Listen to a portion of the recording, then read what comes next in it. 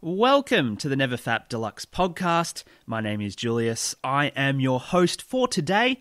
I'm also ridiculously attractive, as you can probably tell from the subtlety in my voice. I've also got a sexy jaw. That's a common feature that women often like to say, hey, nice sexy jaw, man. Can I rub my vagina with it? Okay, obviously no one's ever said that, but if they did, man, what a life I would have. So you might be wondering, what is this podcast about? Well, it's a podcast about overcoming porn addiction, so helping you and possibly your friends, get them on board, buddy, help overcome porn addiction. Or I could be some sort of secret mole trying to actually get you onto porn. Maybe Pornhub have actually contracted me to act as that guy who's helping people but secretly linking them to porn at their most vulnerable moments. So I can't be trusted. Stop listening. It's all a hoax. I also run a website called NeverFap Deluxe, which aims to help people, obviously, overcome porn. It's www.neverfapdeluxe.com. Lots of great things on there. Articles, this podcast, sexy images. Okay, obviously, no sexy images, but there is great information. In addition, I also run a Discord channel. Yes, Discord. I know on the last podcast I said discourse a few times because I'm mentally challenged, but that's okay. You know, we're all accepting here. So I run this Discord channel, which is like this chat program. It's really great. And in fact, this week I developed a bot for it, and it's great. It like keeps you accountable for your actions and gives you great advice. So get on there. I don't know what the link is. I guess it's on the website. So go on the website and you'll find it there, which is pretty cool. I also run a subreddit, r-NeverFap Deluxe. In fact, if you just Google NeverFap Deluxe, you'll pretty much be bombarded by the wealth of knowledge and all things good and possibly hoaxy. So if you'd like to support the podcast, maybe you've been listening for a bit and you've like, yeah, man, I like that guy. He needs money. My money, of course. Well, it would be technically your money, but it would then become my money. I guess that's how it works. And yes, so you can support the podcast. Feel free to visit my Patreon. I don't know what the link is, but that's cool. Just Google it, NeverFap Deluxe, Patreon, sexy images. So do that and you'll basically be freed of all your sins because we're basically attempting to build a massive statue of me down in the town hall center and you will all worship me and I'll become a god. And that's really what life's about. It's about becoming a god, looking good and having a sexy jaw. That's right, kids. Sexy jaw counts.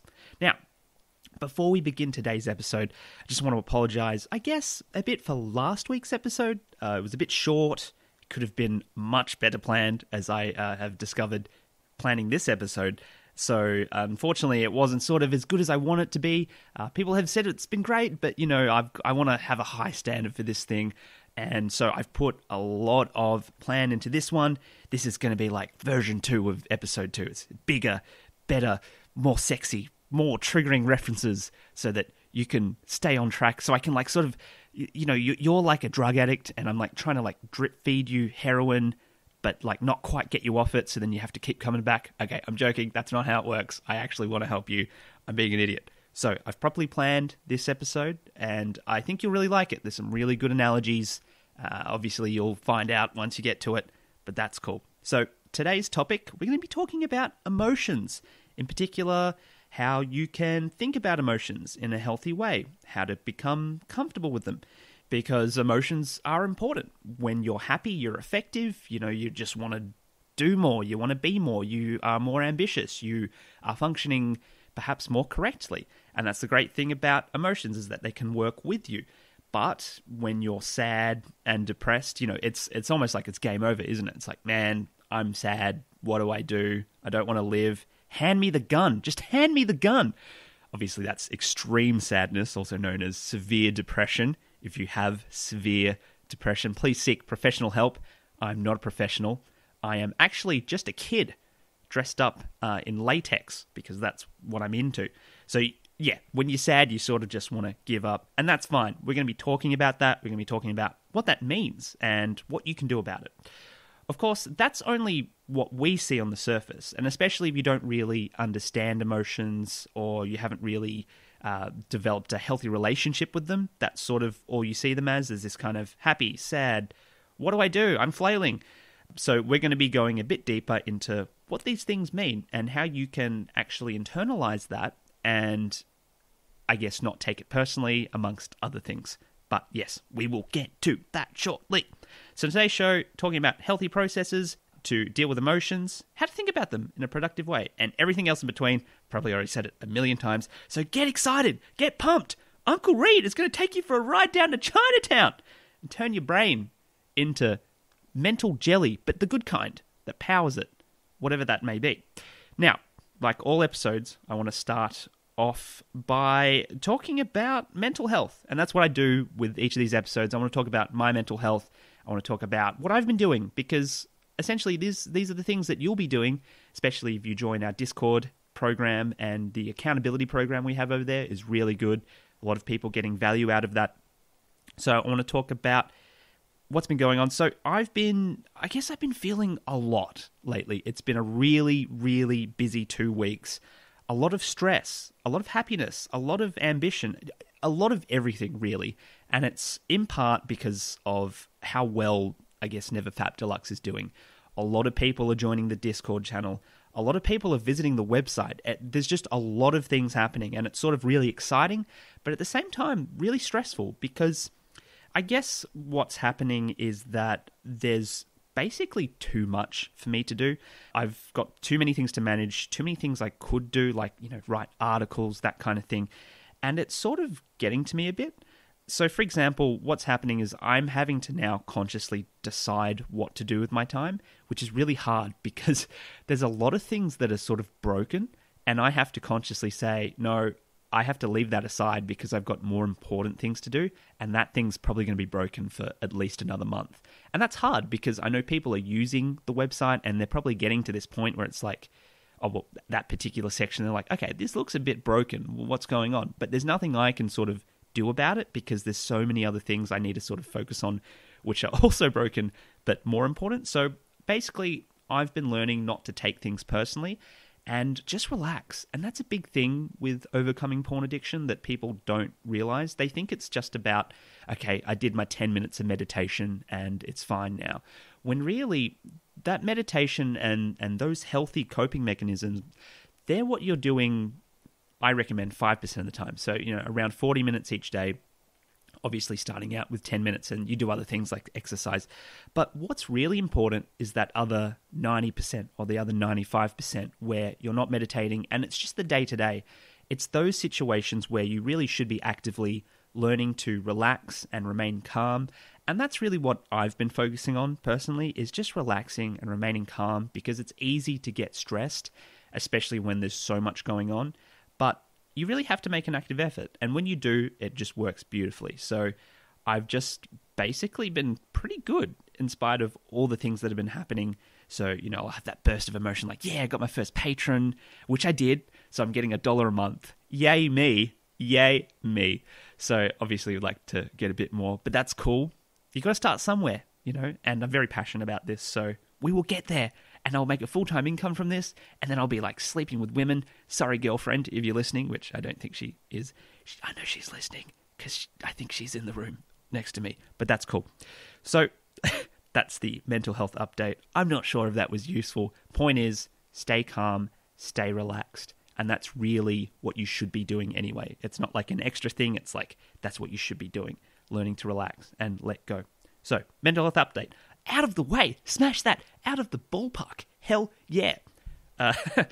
Yes, Julius, you have no idea what you're talking about, but that's cool because I'm sexy. That's what it's about. So today's main theme is about emotions. What are emotions? A very deep question that we'll get into. And really, it just depends on who you are and your relationship with them so far. So for some people, emotions really are just a huge burden, especially if you're really sad and depressed. It's like, man, I've got these things, they're just weighing me down. Can you please piss off? Is personally how I felt when I had depression. And definitely I can relate to people understanding and thinking, man, these emotions, they're just pointless. They're just bringing me down. I have bipolar disorder. And so there are just moments where I have no control over my emotions, and it is the worst because you are just super sad. you're super down and it's like, I can't do anything about it. But again, it comes back down to relaxing, and that's a big part of what we're going to be talking about today is relaxing and why that's important, because sometimes emotions do get on the bad side for various reasons. Bad things happen. People die. Okay, very extreme. People die. In fact, people die every day. There's probably a person just died then somewhere in the world. Very sad and tragic. I'm sure that their contribution to society was amazing. But learning to relax is really the best you can do. And yes, we will be talking about that. It's sort of interesting as well because people also get really attached to their emotions as if they sort of have some greater meaning. And it's sort of interesting because people who find that their emotions are a burden, in particular those with severe depression, also treat their emotions as if they have great meaning. And it's sort of interesting because you'd think that actually the opposite should happen, where if your emotions are such a burden, surely you would actually reject them and think, well, this is dumb. But that's actually not how it works. And let's move on. So, really, let's get into the gist of it. What are emotions actually? And this is where it gets fun, informative, interesting, get excited. Well, personally, I would describe emotions as sort of signals. And when you think about it, that's really all they are. Emotions are there to signal you with additional information like, I'm happy, therefore I should probably keep doing this thing. I'm sad, therefore I should probably do something about it. Of course, this all sort of goes out the window when you're feeling really, really happy or really, really sad. But the idea is that you really shouldn't be really, really, really happy or really, really, really, really sad most of the time. So you're sort of therefore in balance and you're stuck within this range. Stuck, okay, bad word. You're maintaining yourself properly and maintaining your health, your mental health, so that you are within this range. Now, I have this great analogy about emotions, and I think it will really explain emotions in the context of porn addiction. And this analogy basically comes down to comparing your emotions to traffic lights. So if you think of yourself as a car, okay, maybe not physically a car, maybe you're the person, you're the person inside the car. All right, analogy going terribly already. I've written this all down, so it should make sense. And definitely, it's an analogy that I've been using for years to sort of help myself better explain and understand what emotions really are, especially within the context of bipolar disorder, because, yeah, it gets real bad most of the time. So your emotions are like traffic lights, and if you think of yourself as the car at the intersection, and most of the time, if you've been in an intersection, I don't know, maybe you live in a third world country where it's all like horses and carts. Anyway, the modern world, we have traffic lights, and so you're a car, you're at the intersection, and the traffic light will be like green, red, yellow. When it's green, you go, obviously. When it's red, you don't. That's just the basic rules. And if you think of this as an analogy for the mind, so you've got these emotions saying green, yes, do this thing, it's okay. Red, no, don't do that thing. It could be danger or there's a bear ahead, run away. So our emotions are essentially trying to signal to us and tell us the best course of action. Now, if you think of porn in the context of this analogy, the traffic lights, porn is kind of like this fantasy land where the traffic lights are always green.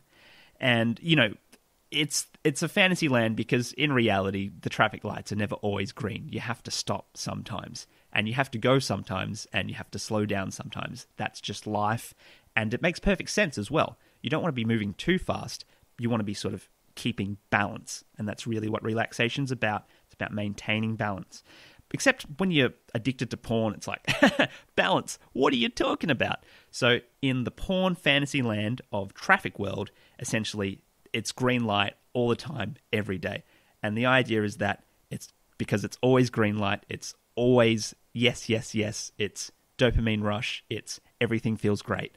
And so in the green light world, you're just going through, not thinking about things, and that's sort of the analogy to the dopamine rush of, man, that felt great. Let's just keep doing it. Let's just keep pursuing this thing that's pursuing and creating the dopamine. And so what happens after a while is that you're constantly speeding through these green lights. So you're starting off masturbating once a week, and then it becomes twice a week. Then it becomes daily. Then it becomes multiple times a day because you're getting that rush of always having that green light and always getting through. Now, obviously, this is not sustainable because you just want more and more and more because you're never slowing down to actually contemplate and maintain that balance. So what happens is that you actually need to do more in order to maintain the addiction that is your green light addiction. So you don't just start going faster and pursuing the green light. That's just not enough. So instead, what you start doing is you start driving on the wrong side of the road. You start running pedestrians over. You go crazy. It's like Carmageddon if you were from the 90s. So you go crazy. And that's really to keep the rush going. In the context of porn addiction, what happens is that you start watching worse porn. You start watching gangbangs. You start watching electrocution therapy. You start watching all sorts and manner of just terrible things, and the frequency also increases, and you stop caring about things. You stop talking to people. You become more anxious. You basically shut down your life by avoiding all these rules, and that's essentially sort of what happens, is that we start neglecting the important things in our life, like our grades and our relationships, and it's not until we crash that car, which in the analogy, because basically you're going crazy and you're like, man, I'm speeding, I'm killing people. And then at some point you just lose it because you just can't handle it anymore.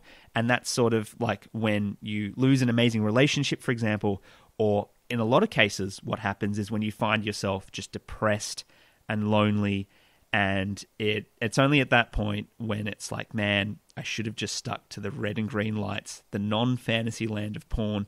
And that's when essentially a lot of people realize that they need to get help when they hit rock bottom and they crash that car. So that's sort of, I hope that explains a bit more about porn addiction and what's really happening in your head. If you think of your emotions as traffic lights that are relatively sane in a normal situation where you've got red and green lights, but once you start watching porn, it's like, stuff you red lights, we're going full green.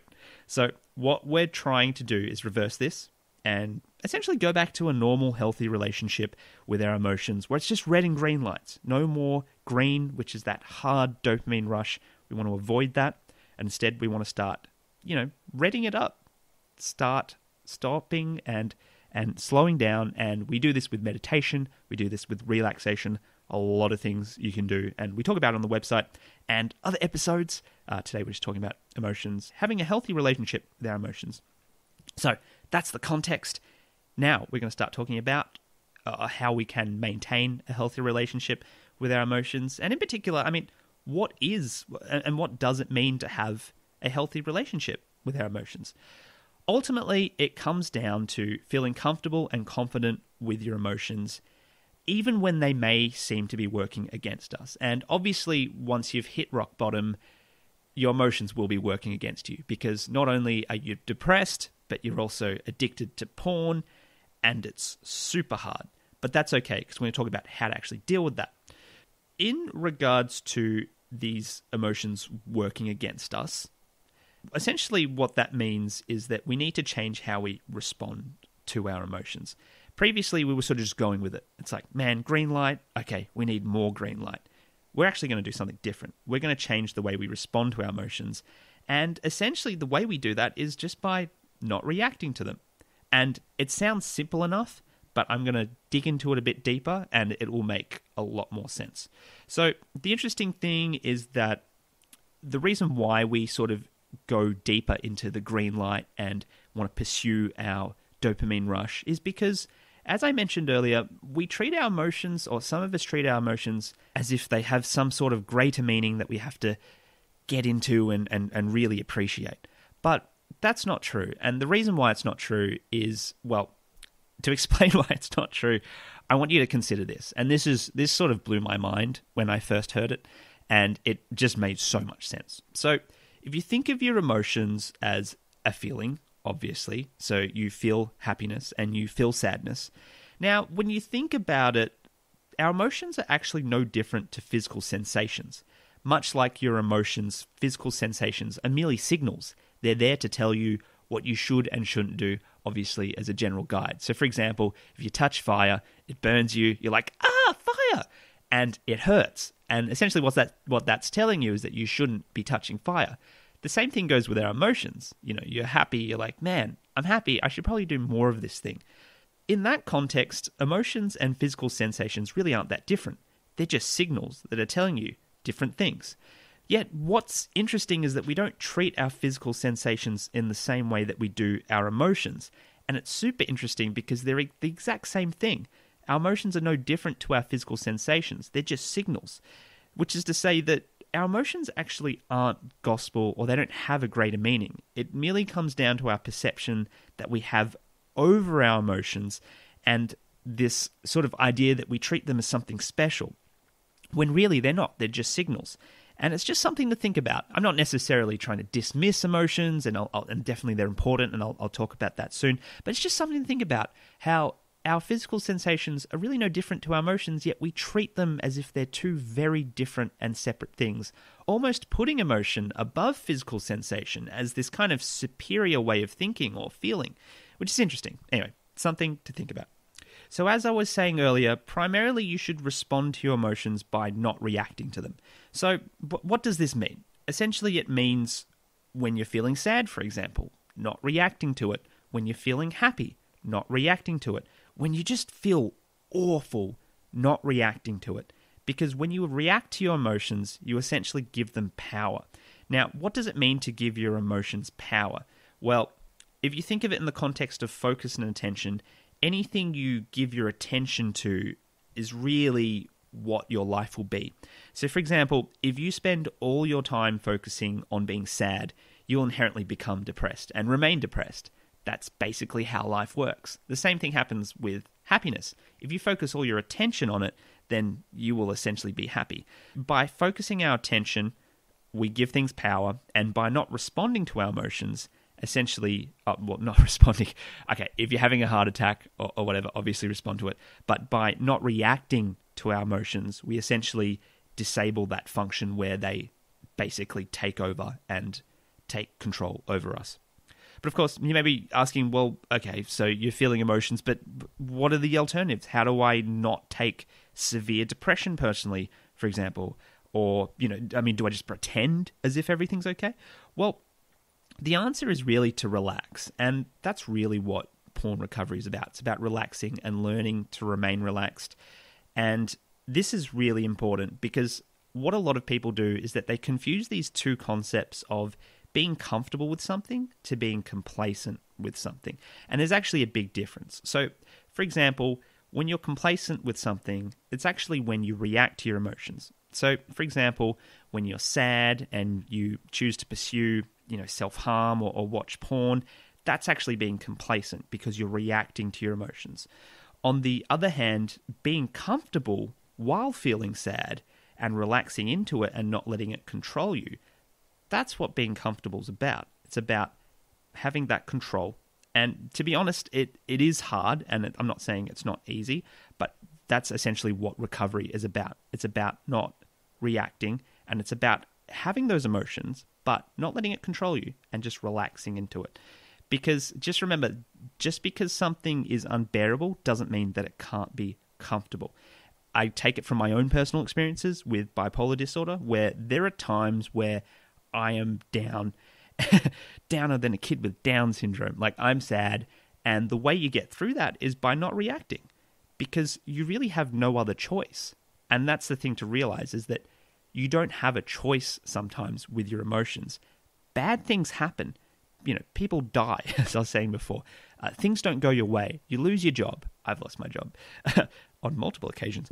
You lose your job, and there's nothing you can do about it. But what you can do is relax into it, not take it personally, and that's essentially what recovery is about. And I think that's why a lot of people struggle with their recovery, because they think it's supposed to be this sort of rosy, easy ride, and it is if you don't react to it. The problem is people go, oh, yeah, but what do you mean don't react to it? Like, of course I have to react to it. It's just, that's part of the recovery process.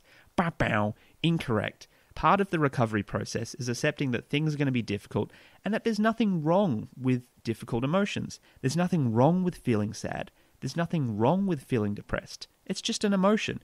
And the sooner that you can learn to dissociate yourself from your emotions, the better off you're going to be. And not only that, but you're going to have more control over your emotions. Essentially, this comes down to, I guess, a broader skill, which is not taking our emotions personally, and it's an incredibly useful skill, not only in the context of mental health and overcoming porn addiction, but it's incredibly useful in just everyday situations. Because, again, while severe depression is caused by really significant events, there are just small things like, your bus not being late. Sorry, your bus not being late. What's that mean? It's okay, your bus being late, or your friends not showing up, or not having friends, or being me. So there's lots of things that sort of aren't quite as severe, but if you learn not to take them personally, well then actually life becomes quite bearable because you're comfortable with your emotions. And again, it comes down to this idea of being comfortable versus being complacent, where you're reacting versus not reacting. And certainly while this sort of seems pointless in the sense of, well, dude, if I'm sad all the time and I'm not reacting to it, I'm still going to be sad. That's not how it works. Essentially how it works is that if you don't react, or if you stop reacting to these emotions, you will actually eventually be able to control them. And once you're able to control them, you're actually able to control what you feel. Now, essentially this takes, for some people, up to 90 days. And that's why in NeverFap Deluxe, we talk about this sort of 90-day limit in terms of overcoming porn addiction. For a lot of people, it takes about a month. It takes about a month of pushing through. Okay, not pushing through, that's a bad way of describing it. It's more relaxing and being comfortable with your emotions. It takes about a month of that before you can actually start having control over them. And once you have control, essentially what happens is you develop balance of your emotions. Once you have that balance, that's when you're back into the red light, green light phase. And it's just incredible because now you're no longer trapped in this cycle of feeling really sad and then using porn to feel great again. Now you have balance. Now you're just consistently happy. And that's really the biggest benefit of overcoming porn addiction, is when you can finally just be consistently happy and not worry about things. And certainly it's helped my bipolar significantly. No longer do I fall into these cycles or traps of negative emotion. Now I'm relatively balanced, and just the benefits are incredible. Now, although I'm telling you to disregard your emotions in a lot of cases, I'm certainly not saying that your emotions aren't important. Essentially what I'm saying is that they're important enough that by not reacting, you're actually setting healthy boundaries for yourself to utilize them with even more power once you have recovered. Because although these boundaries may seem like boundaries in the sense of preventing you from living your life, they're actually healthy boundaries in the sense that they will allow you to control your emotions in the future. So instead of reacting to your emotions and being like, man, I'm sad, I'm going to watch porn, you'll now actually be able to evaluate them and even override them in a lot of cases, which is an awesome thing. And that's basically what you're doing when you're not reacting, is you're going, well, no, stuff you, sadness. I'm just going to remain calm, and I'm just going to be awesome and in control. And when you have that ability, my gosh, it's incredible. You become invulnerable. It doesn't matter what you're feeling. You can just push through it. Sorry, not push through it. Relax into it. And it's amazing. I don't know where I'd be without it. And certainly I don't know how you could possibly overcome porn addiction without it as well. So yeah, hopefully that all makes sense to you. In summary, having a healthy relationship with your emotions is about learning to dissociate from them. And that's essentially what's going to create essentially that's what's going to create you being comfortable with your emotions. And that's a wonderful thing to have. Because if you don't have that, well, yeah, you're going to have a very, very difficult time. And I'm all about good times, not difficult times. Yeah, man. Yeah, man. I tried to be cool, and it just made it weird. That's all right. So, yes, you've got good emotions, bad emotions, and they're going to be a fact of life. However, just because they're a fact doesn't mean that we have to be a slave to them. Of course, with all this said, emotions are just one aspect to the whole system, or ecosystem, if you want to call it that. In order to obtain this healthy relationship, there's a lot of stuff that has to happen at a higher level. For example, we have to develop a healthy relationship with the process, our commitment, and the consistency that's required to overcome porn addiction. If you don't have those things in line, well, then you're not going to stick with the program, and it's going to be very difficult to be comfortable with your emotions. So yes, this is one aspect of it, but also there are other very important things. And in fact, it's no different to anything. There are important things with everything, such as trusting the process. And I talk about that extensively on the website. If you distrust the process, you lose. It's that simple. But also very complex and non-linear for some people, especially those who are like, man, I'm having a craving, stuff NeverFap, I'm just going to do it. And then they feel sad and they're like, man, why did I say those literal words, stuff NeverFap? Now I'm sad. I'm going to probably jump off a building. Please don't do that. That's a really bad idea. Unless if you have a parachute, because then it's like kind of badass. You know what I mean? Jumping off a 10-story building. I think you'd actually die if it was 10 stories. There wouldn't be enough air for you to. Anyway, point is, don't do it. Bad advice. Terrible. That's probably the worst advice I've given. If you jump off a building, you're an idiot. That's a fact. But also, I then may possibly become liable, and that would be a terrible thing. Please, I don't want to go to jail again. Now, I think it might also help to talk about what an unhealthy relationship with our emotions is, because often it can help to understand perhaps how we're currently thinking, and if we can look at it from that perspective, then we can go, okay, so that's what I'm doing wrong. Let's do the right thing. So super unhealthy, for example, is taking your emotions personally, which is exactly what I've been telling you not to do. Don't take your emotions personally. They're just signals. And especially in the context of porn addiction, they're incorrect signals. They're signals that are telling you the wrong things because you're an addict. You need to seek professional help. Get into rehab, man. So, all right, you don't need to go to rehab. It's fine. You just need to stick to the process. You need to work on your mental health. Everything will be fine. I'm just joking. I'm a joker, as you can probably tell. In other words, you need to stop treating your emotions as if they're gospel. They're not gospel. They don't have any greater meaning, although it may feel like it. They're just signals. They're telling you to do this thing. Another thing that people do is that they try and manipulate their emotions in order to maintain those positive feelings. And really, this is in the analogy of the traffic lights, when green light doesn't become suitable enough for you and you need to start running over people, crashing into things, driving on the wrong side of the lane. That's the analogy for when we have to start manipulating our emotions. And it doesn't work, essentially, because it just extends the green light. It extends that rush, but at the end, you're going to crash. And because you're always going to want more. And that's just how addiction works, unfortunately. And another thing, actually, that people do, and this is interesting, is that they treat their... Just remember, your emotions are really no different to your physical sensations. And I talked about this earlier. It would almost be like if, you had a knee rash and you took it really personally, and you were like, man, that rash, dude, I'm going to start listening to emo music and dye my hair black and claim like it's 2007 because, oh man, my knee hurts.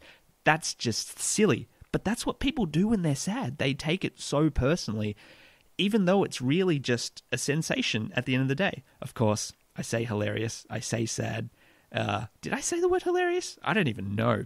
So that's right. It comes down to just treating these things as signals. And I'll keep saying it again and again and again because people, I've explained this to people and then they just do the thing where they take their emotions personally. And it's like, dude, I told you not to do that.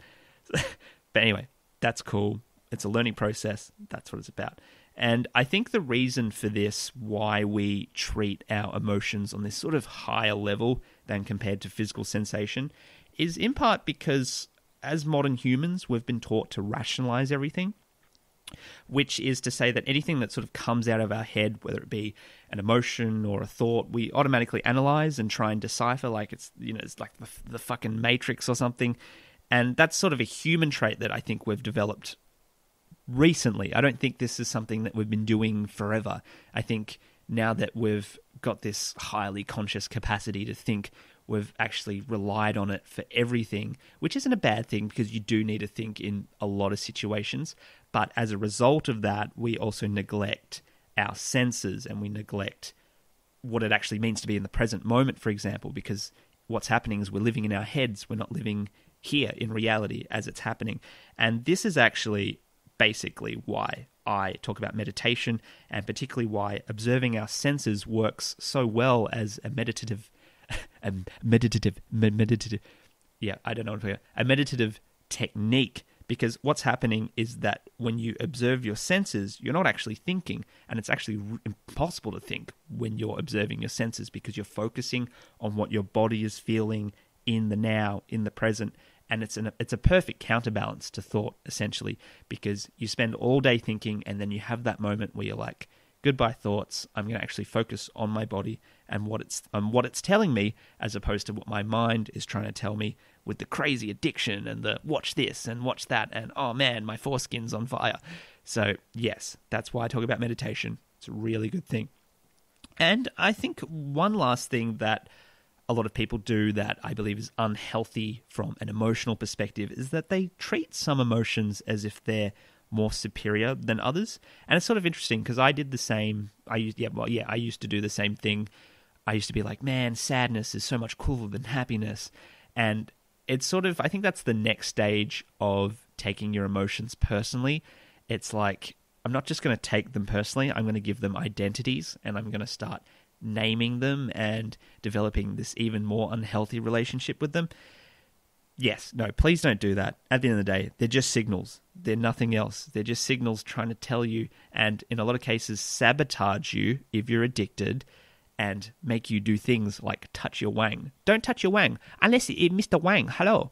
I'm sorry. I had to do that. I had to do it. It was funny. You probably got a good chuckle out of that. I know I did. I felt good. So yes, that's today's episode. Essentially, the moral of today's episode is not to take your emotions personally. Don't do it. It doesn't help you. And don't get me wrong, it's not easy. It's definitely not easy. You have to make a conscious effort to do it, but one step at a time. Obviously, I've talked about meditation is a great way to learn to actually focus on your senses as opposed to your thoughts and your emotions. So that's one thing you can do. The other thing is to just practice remaining calm and relaxing. That's another great thing which really helps. And as I said, that's what you should be doing 90% of the time. 90 to 95% of the time, you should be relaxing and remaining calm, because that is not only your default state, but it's what's going to help you be effective in helping not react and just being an awesome person. It's what I do. Obviously, haven't been very relaxed over the past, how long has this been going for? I'm going to say, oh, wow, that's great. I think it's been, well, I'm going to edit it, so it might not be down to that level, but I'm looking at a solid 40 minutes. Hell yeah, before I barely managed to get 20. But see, look, I prepared. I'm all about preparation. As you can tell, I don't actually have a stutter. I thought I'd extend it because, when you mess up and it's like, I'll just keep stuttering. Yeah, that's what I did. So yeah, thank you for listening. And I hope you learnt a lot. I hope you're like Einstein now, obviously porn-free Einstein. I'm sure that guy was a raging porn addict back in the day. Back when, when you showed a knee and you used to go to jail for showing a knee because it was just so badass. Badass isn't the word. Promiscuous is what I should have used. But hey, you know what? I'm going to fix this in the editing. I won't. It's too much work. So thank you for listening. If you've got any comments or questions, please direct them to the website, NeverFapDeluxe.com, or Google it. Actually, yeah, probably Google it. It's easier. There's a heap of links to everything. If you want to listen to I was going to say listen to the patron. That doesn't make any sense. So yeah, if you like to send any comments, also the Discord's great because you can just literally message me personally and be like, hey, Julius, nice wang. And I would be like, whoa, dude, sexual harassment. You just got kicked from the server. No, that's not going to happen. It might happen. Don't send a dick pic. I don't want to see a dick pic. Unless if it's a really nice looking banana-shaped dick. That's right. I like the L-bend. We all love the L-bend. What am I talking about? I've never actually masturbated to gay porn. It's just never appealed to me. I've masturbated some really freaky shit, bestiality, you name it, but gay porn, couldn't do it. I think I've seen it, but I couldn't do it. It's just weird. It's where's the vag? Where's the tits? I can't do it. Please don't be watching gay porn now or any kind of porn because you're on the path to porn-free heaven. That's right. So yeah, if you'd like to have sex with me, for example, totally down for that, but no dick pics. Not cool. So yeah, and if you'd like to support the podcast, you can head on down to our Patreon and, give me some of them dollars. You know what I mean? Help a Reed out. My last name's Reed, if you haven't noticed. So yeah, help a guy out because I'm charming. That's all I had. I'm sorry. Anyway, have a lovely evening or night, and I will see. Oh, no, I won't see you. I will chat to you soon.